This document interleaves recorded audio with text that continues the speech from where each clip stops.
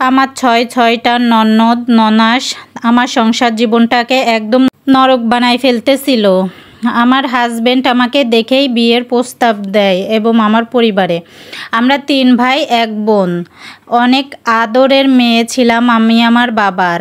আমার হাজবেন্ড আমাকে প্রথম দেখেই ছিল তখনই দেখে প্রস্তাব পাঠায়, কিন্তু আমাদের পরিবার থেকে নিষেধ করে দেওয়া হয়েছে। তার কিছু মাস পর আবারও প্রস্তাব পাঠানো হয়েছে। যখন বারবার প্রস্তাব আসতেছিল তখন আমার পরিবারের মানুষ কিছুটা রাজি হলেও সম্পূর্ণভাবে রাজি হয়নি। রাজি না হওয়ারও সম্পূর্ণ একটা কারণ ছিল, তার বাবা মাকেও বেঁচে ছিল না। আর আমার পরিবারের ইচ্ছা ছিল যে সংসারে বাবা মা বেঁচে আছে ওই সংসারেই মেয়ে বিয়ে দিবে।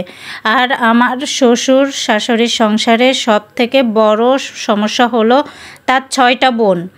6টা বোনেরও যদিও বিয়ে হয়ে গিয়েছে, যেহেতু আমার শ্বশুর শাশুড়ি বেঁচে নেই তাই 6টা বোনের কথা মতোই ভাইকে উঠতে বসতে হয়। এবং যাই হোক পারিবারিকভাবে 2টা পরিবারের কথা মাঝখানে আমাদের বিয়ের ঠিক হয়ে গেছে। আমার 3 ভাই বিদেশ থাকতো, আমার বাবাও বিদেশ থাকতো। যখন আমার বিয়ের ফাইনাল চলতেছিল তখন আমার বাবা ভাই সবাই দেশে এসেছে আমাকে ধুমধাম করে বিয়ে দিবে বলে। এর মধ্যেই তারা একটু ঝামেলা তৈরি করেছিল। ঝামেলাটা এরকম ছিল, তারা অনুষ্ঠান করবে না। আমাদের পরিবার থেকে বলা অনুষ্ঠান করবে না, আমাদের অনেকেই দাওয়াত দেওয়া হয়েছে। তারপর সিদ্ধান্ত হলো যার যার অনুষ্ঠান তার বাড়িতেই হবে। আমাদের পরিবার থেকে 80 জন মানুষ যাবে সেইখানে আমাকে আনার জন্য, আর বিয়ের দিন 100 জন মেহমান আসবে। সব কিছুই ঠিকঠাক মতো হলেও বিয়ের সময় আমার ননদ ননাস সবাই আমাকে গয়নাগাটি দিয়ে একদম সাজিয়ে টুকটুকে বউ সাজিয়ে তাদের বাড়িতে নিয়ে গিয়েছিল। দুর্ভাগ্যবশত বিয়ের রাত্রেই তারা আমাকে যে যা দিয়েছে সব কিছুই আমার শরীর থেকে খুলে খুলে একে একে নিয়ে গিয়েছে। শুধু রয়েছে একটা আংটি হাতে ছিল আমার, আর একটা নাকফুল ছিল, আর কিছুই ছিল না। আমার সাথে যখন আমার হাজবেন্ডের বিয়ে হয় তখন ও একটা প্রাইভেট কোম্পানিতে ম্যানেজারে কাজ করত। মোটামুটি ভালোই বেতন ছিল। আমি বিয়ের পর থেকে আমি আমার বাবার বাড়িতে বেশি ছিলাম। আমার হাজবেন্ড আমাকে 1 পয়সার টাকাও দিত না। বিয়ের পর থেকে একটু সমস্যার সৃষ্টি হলো, সেটা হলো সে আমার খরচই বহন করতো না। সে সবসময় বেতন পেয়ে তার বোনদের কাছে টাকা পাঠিয়ে দিত। কোন বোনকে কখন কত টাকা দিতে হবে তার কাছে একটা লিস্ট থাকতো, ওই অনুযায়ী ও খরচ করত এবং বাকি সম্পূর্ণটা সংসারে দিত। এরই মধ্যে আমার বাবার বাড়ি থেকে খরচ সব দিত। আমার কখন কি লাগবে না লাগবে আমার বাবা সম্পূর্ণ খরচের টাকা দিয়ে দিত। একদিন আমার অনেক মন খারাপ হয়েছে। আমি আমার হাজবেন্ডকে বলেছিলাম তুমি আমাকে এত টাকা দিবা, আমি একটা বোরকা কিনবো। ও অবাক হয়ে বলল এত দাম দিয়ে কিসের বোরকা কিনবে, কেন তোমার বোরকা কিনতে হবে? আমি খুব অবাক হয়েছি যে আমার দায়িত্ব নিতে পারে না, সে আবার হিসাব চায়, আমি কি করব? যাই হোক সে সাথে সাথে তার বোনকে জানালো এবং আমি বোরকার জন্য টাকা চেয়েছি। তার বোন আমাকে ফোন করে অনেক বকাবকি করে এবং অনেক রাগ করে। তার বোনকে সে টাকা পাঠায় সবসময় আমার পিছনে খরচ করা, কিন্তু তার বোনেরা একটা টাকাও আমার পিছনে খরচ করে না। আর আমার হাজবেন্ডকে বলে আমার হাজবেন্ড নাকি যা টাকা দেয় সম্পূর্ণ আমার পিছনেই দিয়ে দেয়। বিয়ে হয়েছে অনেক মাস কেটে গিয়েছে। যখন শুনলাম আমার ননস আমার হাজবেন্ডকে বোঝালো যে তুই যত টাকা খরচ করবি তোর বউর পেছনেই খরচ করা হয়, তখন আমার বাবা খুব রাগ করেছে এবং ফোন করে বলেছে আজকের পর আমার মেয়ে তোমাদের সাথে কোনো সম্পর্ক নেই।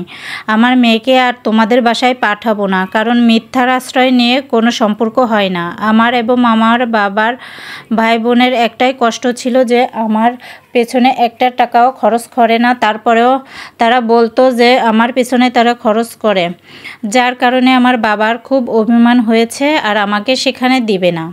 আর আমার মা অনেক বোঝানোর চেষ্টা করেছে যে মানুষ খারাপ বলবে, সম্পর্ক ভাঙাটা ঠিক হবে না। আমার বাবা সিদ্ধান্ত নেয় যে আমার হাজবেন্ডকে বিদেশে পাঠাবেন এবং প্রস্তাব করলো, আর আমার হাজবেন্ড রাজি হলো। আমার বাবা সম্পূর্ণ খরচ দিয়ে আমার হাজবেন্ডকে বিদেশ নিয়ে গেল। বিদেশ গিয়েও কোনো রকম আমাকে খরচ দিচ্ছে না, আমাকেও এখন বাবার বাড়িতে তুলে রেখেছে। তাদের আমাকে ওই বাড়িতে নিতে অনেক সমস্যা হচ্ছে। আমার ননদ ননাস সবসময় দাওয়াত খেতে আসে আমাদের বাসায়, কিন্তু হাজব্যান্ডের টাকা দিয়েই তাদের খরচ করেই দাওয়াত খেতে আসে, অথচ আমার পেছনে তারা কোনো টাকাই খরচ করে না। তারপরেও বলে আমার হাজব্যান্ড সব আমার পেছনেই টাকা খরচ করে, কিন্তু বিশ্বাস করুন আমাকে 1 টাকাও খরচ দেয় না। আমি আমার হাজব্যান্ডকে জানাই, কিন্তু লাভ হবে কি? ও তো ওর বোনদের কথার মতোই চলবে। ওর বোনরা বলেছে আমাকে আলাদা করে খরচ না দিতে, আর সেও খরচ দিচ্ছে না। আর আমার বাবা এতগুলো টাকা খরচ করে তাকে বিদেশ নিয়েছে, একটা টাকাও সে পরিশোধ করেনি। 6টা বোনের সম্পূর্ণ খরচ তার, অথচ তার একটা ভাই আছে, সেই ভাই ভাবিকে নিয়ে শহরে থাকে, তার বোনদের সাথে তার কোনো যোগাযোগ রাখেনি। হয়তো সে ভাবির জীবনেও আমার ননদ ননাস এইভাবেই তার জীবনে ঝামেলার সৃষ্টি করেছে। আমার সাথে যা করতেছে তার সাথেও ঠিক তেমনটাই করেছে, তাই সেই সুযোগটা ভাইয়া দেয়নি। কিন্তু আমার হাজব্যান্ড তো তেমন না। আমার হাজব্যান্ড বোনদের কথা মতো ওঠে বসে, সম্পূর্ণ টাকা বোনদের পিছনেই খরচ করে এবং বোনদের কাছেই পাঠায়। আমার পিছনে 10টা টাকা খরচ করতে রাজি না। এবার আমার বাবা সিদ্ধান্ত নিয়েছে আমার সাথে তার সেপারেশন করে ফেলবে, আমাকে সেখানে দিবেই না। আমি বুঝতে পারছি না আসলে আমার কি করা উচিত, কি করলে আমার ভালো হবে। তবে আমার হাজব্যান্ড কখনো পরিবর্তন হবার নয়, সে তার বোনদের কথা মতোই সব কিছুই করে। আর আমার ননদ ননাস এতটা ব্লেম করে আর আমাকে নিয়ে এত সমালোচনা করে, এই সম্পর্কটা আর কখনোই ভালো হবে না। বিয়ের শুরুতেই তাদের একই রকম দেখেছি, এখন পর্যন্ত তারা সেম একই রকম করতেছে। তারা কিন্তু সবাই স্বাবলম্বী, প্রত্যেকেই শ্বশুর বাড়িতে ভালো পজিশনে আছে, শুধু একটা বোন বাদে বাড়িতেই থাকে আর সবাই শ্বশুর বাড়িতেই থাকে। আমার এখন কি করা উচিত? এটা এক আপুর জীবন কাহিনী, এটা আমার সাথে কোনোভাবে সম্পর্কিত না। সবাই লাইক কমেন্ট করে শেয়ার করে পাশে থাকবেন। আল্লাহ হাফেজ।